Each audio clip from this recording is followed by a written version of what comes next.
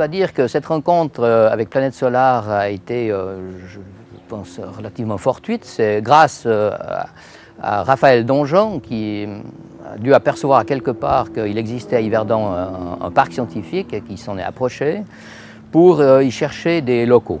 C'était en 2006 et on n'avait malheureusement aucun local disponible à ce moment-là. Ça a même duré très longtemps, jusqu'au début 2008 où on a pu enfin lui trouver une solution à sa convenance et à notre plus grand plaisir.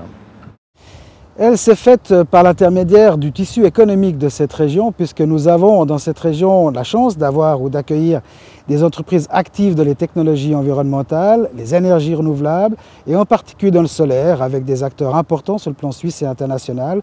Et ce sont eux qui ont attiré notre attention sur le projet magnifique de Planète Solar.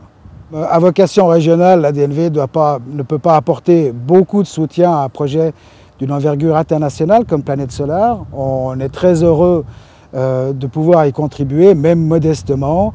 J'ai l'impression que c'est plutôt de l'inverse dont il faut parler et qu'on va profiter, et nous comptons bien en profiter d'ailleurs, de la promotion et de l'image que ce projet Planète Solar pourra faire bénéficier à cette région maintenant dans sa phase préparatoire, mais bien sûr dès le lancement du bateau autour du monde.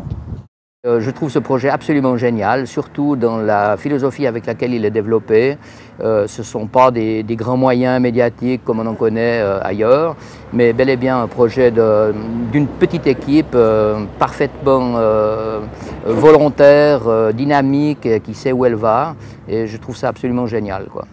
Alors on a testé les animations les plus délicates, celles aussi qui incombent à Planète Solar. Il faut savoir que par exemple le simulateur est construit par un de nos partenaires en Italie. Donc on a déjà monté le dôme solaire et maintenant ici les maquettes, la course de maquettes solaires.